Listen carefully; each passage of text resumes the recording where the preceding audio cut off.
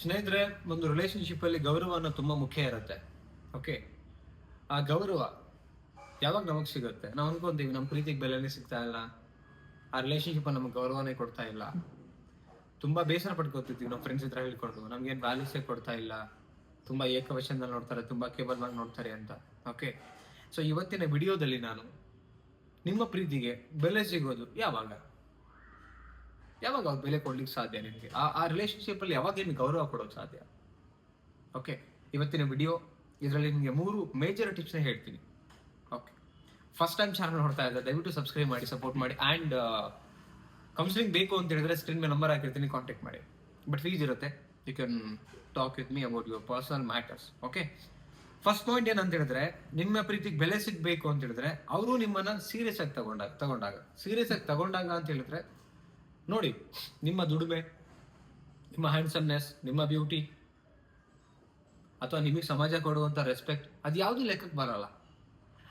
ಅವರ ಜೀವನದಲ್ಲಿ ನೀವು ಎಷ್ಟು ಇಂಪಾರ್ಟೆನ್ಸ್ ಅನ್ನೋದ್ರ ಮೇಲೆ ನಿಮ್ಗೆ ಅಷ್ಟು ಪ್ರೀತಿ ತೋರಿಸ್ತಾರೆ, ಅಷ್ಟು ಸೀರಿಯಸ್ ಆಗಿ ತಗೊಂಡಿರ್ತಾರೆ. ಅವಾಗ ನಿಮ್ಗೆ ಬೆಲೆ ಕೊಟ್ಟೆ ಕೊಡ್ತಾರೆ, ನಿಮ್ಮ ಮಾತಿಗೆ ಬೆಲೆ ಕೊಡ್ತಾರೆ. ನೀವು ಇರೋದೇ ಅವ್ರಿಗೆ ಒಂದು ಗೌರವ ಇರುತ್ತೆ ಅವ್ರ ಸಂಬಂಧದಲ್ಲಿ. ಅವರೊಟ್ಟಿಗೆ ಏನು ಇರ್ತೀರಲ್ಲ, ಆವಾಗ ಅವ್ರ ಜೀವನಕ್ಕೆ ಒಂದು ತೂಕ ಬರುತ್ತೆ. ನೀವಿದ್ರೆ ಅದೇನೋ ಗೊತ್ತಿಲ್ಲ, ಇಡೀ ಜಗತ್ತಿರುತ್ತೆ, ಬಟ್ ಅವ್ರಿಗೆ ನೀವು ಜಗತ್ತಾಗಿರ್ತೀರಿ. ಯಾವಾಗಿದು?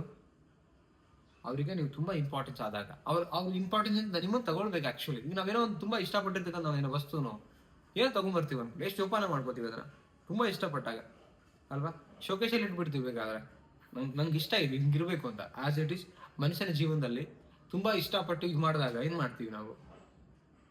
ತುಂಬಾ ಅದನ್ನ ಪ್ರೀಸಿಯಸ್ ಆಗಿ ತುಂಬಾ ಬೆಲೆ ಕೊಡ್ತೀವಿ, ತುಂಬಾ ಅದನ್ನ ಕೇರ್ ಮಾಡ್ತೀವಿ, ಅದು ಕಳ್ಕೊಳಕ್ ಇಷ್ಟಪಡಲ್ಲ. ಹಾಗೆ ಇದು ಕೂಡ ಸೆಕೆಂಡ್ ಪಾಯಿಂಟ್ಸ್ ಏನಂತ ಹೇಳಿದ್ರೆ, ಅವರಿಗೆ ನಿಮ್ಮ ವೈಯಕ್ತಿಕ ವ್ಯಕ್ತಿತ್ವದ ಅಂದ್ರೆ ಅವರಿಗೂ ಕೂಡ ವ್ಯಕ್ತಿತ್ವದ ಬಗ್ಗೆ ಗೊತ್ತು. ವ್ಯಕ್ತಿತ್ವ ಅವರಿಗೆ ಗೊತ್ತಿರಬೇಕು. ಈ ವ್ಯಕ್ತಿತ್ವ ಅಂದ್ರೆ ಏನು, ಸಂಸ್ಕಾರ ಅಂದ್ರೆ ಏನು, ವ್ಯಕ್ತಿ ಅಂದ್ರೆ ಏನು, ಇದ್ರದ್ದು ನಾಲೆಡ್ಜ್ ಅವ್ರಿಗೆ ಇರಬೇಕಾಗತ್ತೆ. ಕೆಲವರಿಗೆ ನಾಲೆಡ್ಜ್ ತುಂಬಾ ಕಡಿಮೆ. ದುಡ್ಡಿತ್ತು ಅಂತ ಹೇಳಿದ್ರೆ ವ್ಯಕ್ತಿತ್ವನ ಕೊಂಡ್ಕೊಬಹುದು, ಸಂಸ್ಕಾರ ಕೊಂಡ್ಕೊಬಹುದು, ಪ್ರೀತಿ ಕೊಂಡ್ಕೊಬಹುದು ಅನ್ಕೊಂತಾರೆ. 100% ಸುಳ್ಳು ಅದು. ನೀವೇನೇ ಕೊಂಡ್ಕೊಂಡ್ರು ಕೂಡ ಅದಕ್ಕೆ ವ್ಯಾಲಿಡಿಟಿ ಇರುತ್ತೆ. ಬಟ್ ವ್ಯಕ್ತಿತ್ವ ಅನ್ನೋದು ನಮ್ಮ ಹತ್ರ ಇದ್ದಾಗ, ಆ ವ್ಯಕ್ತಿತ್ವಕ್ಕೆ ನಾವು ಬೆಲೆ ಕೊಟ್ಟಾಗ, ನಿಜವಾದ ವ್ಯಕ್ತಿತ್ವ ಕೊನೆ ತನಕ ಪ್ರೀತಿನ ಉಳಿದೋಗುತ್ತೆ. ದುಡ್ಡು ಕೊಟ್ಟಿದ್ದು ನೀವು ಎಷ್ಟೇ ಕೊಡಿ, ಅದಕ್ಕೊಂದು ವ್ಯಾಲಿಡಿಟಿ ಇರುತ್ತೆ. ಪ್ರೀತಿನ ಕೊಂಡ್ಕೊಳಕ್ ಆಗಲ್ಲ. ಈಗ ಒಂದು ಈ ಪೆನ್ ಇದೆ ಅನ್ಕೊಳ್ಳೋಣ, ಇದ್ರ ಪ್ರೈಸ್ ಎಷ್ಟು? 5 ರೂಪಾಯಿ ಅನ್ಕೊಳ್ಳೋಣ. ಇದ್ರ ಬೆಲೆ ಇಷ್ಟನೇ. ಯೂಸ್ ಆಗೋದಕ್ಕೆ ಯೂಸ್ ಮಾಡ್ತೀವಿ, ಬಿಸಾಕ್ತೀವಿ ಅಂತ ತಗೊಂತೀವಿ. ಬಟ್ ಪ್ರೀತಿ ಹಾಗಲ್ವೇ ಅಲ್ಲ. ಏನು ಅಂತ ಹೇಳಿದ್ರೆ, ಮನ್ಸಾರೆ ಭಾವನೆಗಳೊಟ್ಟಿಗೆ ಅದನ್ನ ಪರ್ಚೇಸ್ ಮಾಡಿದಾಗ ಅದನ್ನ ಶಾಶ್ವತವಾಗಿ ಜೋಪಾನ ಇಟ್ಕೊಳ್ತೀವಿ ನಾವು. ಓಕೆ, ಅದಕ್ಕೆ ಇಲ್ಲಿ ಎಷ್ಟೋ ಜನ ಅನ್ಕೊಳ್ತಾರೆ ದುಡ್ಡು ಬೇಕು, ಜೀವನಕ್ಕೆ ಬೇಕು, ಎಲ್ಲದಕ್ಕೂ ಬೇಕು, ಇಲ್ಲ ಅಂತ ಹೇಳ್ತಿಲ್ಲ. ಜನಗಳ ಮೆಂಟಾಲಿಟಿ ಹಂಗ ಆಗೋಗಿದೆ. ಆದ್ರೆ ನಿಜವಾಗ್ಲೂ ಪ್ರೀತಿ, ಅದ್ರದ್ದು ವ್ಯಕ್ತಿತ್ವ, ಅದ್ರ ಘನತೆ ಕಳ್ಕೊಂಡಿಲ್ಲ. ನಾವು ಸರಿ ಇಲ್ಲ, ಜನಗಳು ಇವತ್ತಿನ ಪ್ರೀತಿ ಸರಿ ಇಲ್ಲ ಅಂತ ಹೇಳಿ ನಾವು ಆ ಪ್ರೀತಿನ ತಗೊಂಡಿರೋ ರೀತಿ ಸರಿ ಇಲ್ಲ. ಪ್ರೀತಿ ಹೆಂಗಿದೆ ಹಂಗೆ ಇದೆ ಆಕ್ಚುಲಿ. ಓಕೆ, ಅದಕ್ಕೆ ನಿಮ್ಮ ಪ್ರೀತಿಗೆ ಬೆಲೆ ಸಿಗ್ಬೇಕಂದ್ರೆ ಅವ್ರಿಗೆ ವೈಯಕ್ತಿಕವಾಗಿ ಗೊತ್ತಿರ್ಬೇಕಾಗತ್ತೆ ಒಬ್ಬ ವ್ಯಕ್ತಿ ಅಂದ್ರೆ ಏನು, ಅದಕ್ಕೆ ವ್ಯಕ್ತಿತ್ವ ಅಂದ್ರೆ ಏನು, ಅವ್ರಿಗೆ ಸ್ವಾಭಿಮಾನ ಇರುತ್ತಾ ಇಲ್ವಾ? ನಮ್ ತರ ಎಷ್ಟಕ್ಕೆ ನಮ್ಮ ಲೈಫಲ್ಲಿ ಅವರಿಗೆ ವ್ಯಕ್ತಿತ್ವಕ್ಕೆ ಮರ್ಯಾದೆ ಕೊಟ್ಟಾಗ ನಮಗೂ ಸಿಗತ್ತೆ ಅನ್ನೋದು ಅವರಿಗೂ ಗೊತ್ತಿರಬೇಕು. ಅಂಡ್ ಈ ರಿಲೇಶನ್ಶಿಪ್ ಏನು ಅಂತ ಅವ್ರು ತಿಳ್ಕೊಂಡಿರ್ಬೇಕು. ರಿಲೇಶನ್ಶಿಪ್ ಅಲ್ಲಿ ದುಡ್ಡು ಬಳಕೆ ಆಗತ್ತೆ, ಪ್ರೀತಿ ಅನ್ನೋದು ಹಂಚಿಕೆ ಆಗತ್ತೆ, ಒಬ್ರಿಗೊಬ್ರು ತಗೊಳ್ಳೋದಿರತ್ತೆ. ಅದರಿಂದ ನಾವು ನೆಮ್ಮದಿಯಾಗಿರ್ತೀವಿ ಅನ್ನೋದನ್ನ ಅವ್ರು ವೈಯಕ್ತಿಕವಾಗಿ ತಿಳ್ಕೊಂಡಾಗ ಮಾತ್ರ ಇದು ಸಾಧ್ಯ, ಪ್ರೀತಿ ಬೆಲೆ ಸಿಗೋಕ್ ಸಾಧ್ಯ. ಓಕೆ, ನೆಕ್ಸ್ಟ್ ಪಾಯಿಂಟ್ ನೋಡೋಣ. ಬದುಕಲ್ಲಿ ಪ್ರೀತಿಯ ಪಾತ್ರ ತಿಳಿದಾಗ ಎಷ್ಟೋ ಜನಗಳಿಗೆ ಬದುಕಲ್ಲಿ ಪ್ರೀತಿಯ ಪಾತ್ರ ಹೆಂಗಿರುತ್ತೆ, ಪ್ರೀತಿ ಯಾಕೆ ಬೇಕು ನಮ್ಮ ಲೈಫಲ್ಲಿ ಅನ್ನೋದು ಎಷ್ಟೋ ಜನಗಳಿಗೆ ಗೊತ್ತಿಲ್ಲ. ಸ್ನೇಹಿತರೆ, ಪ್ರೀತಿ ಏನು ಅಂತ ಹೇಳಿದ್ರೆ ಲೈಫಲ್ಲಿ ಒಂದು ನೆಮ್ಮದಿ, ನಗು, ಧೈರ್ಯ, ನಂಬಿಕೆ, ಎಷ್ಟು ಹೇಳಿದ್ರು ಕಮ್ಮಿನೇ. ಕರೆಕ್ಟ್ ನೋಡಿ, ನಾವು ಪ್ರೀತಿ ಮಾಡುವಂತ ಒಬ್ಬ ವ್ಯಕ್ತಿ ನಮ್ಮ ಲೈಫಲ್ಲಿ ನಮ್ಗೆ ಒಂದು 2 ಮಾತು ಮಾತಾಡಿದ್ರು ಸಮಾಧಾನ ಇರ್ತೀವಿ.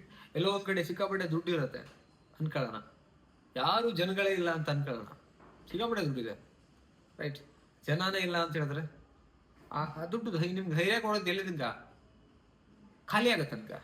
ಆದ್ರೆ ಒಬ್ಬ ವ್ಯಕ್ತಿ ಆಗಲಿ ನಾವು ಬದುಕಿರೋ ಗಂಟನೂ ಇರುತ್ತೆ. ಅಂಡ್ ದುಡ್ಡೆಲ್ಲ ಇದ್ದು ಜನಗಳೇ ಇಲ್ಲ ಅಂದ್ರೆ ಆ ಪ್ರೀತಿ ಇಲ್ಲ ಅಂತ ಅರ್ಥ ನಿಮ್ ಲೈಫಲ್ಲಿ. ದುಡ್ಡಿನೊಟ್ಟಿಗೆ ಪ್ರೀತಿ ಮಾಡಕ್ಕಾಗಲ್ಲ, ದುಡ್ಡಿನೊಟ್ಟಿಗೆ ಸಂಸಾರ ಮಾಡಕ್ಕಾಗಲ್ಲ, ದುಡ್ಡಿನೊಟ್ಟಿಗೆ ಭಾವನೆಗಳನ್ನ ನಿಂತ್ಕೊಳಕ್ಕಾಗಲ್ಲ. ವಸ್ತುಗಳನ್ನ ಕೊಂಡ್ಕೋಬಹುದು, ಭಾವನೆಗಳು ಕೊಂಡ್ಕೊಳಕ್ಕಾಗಲ್ಲ.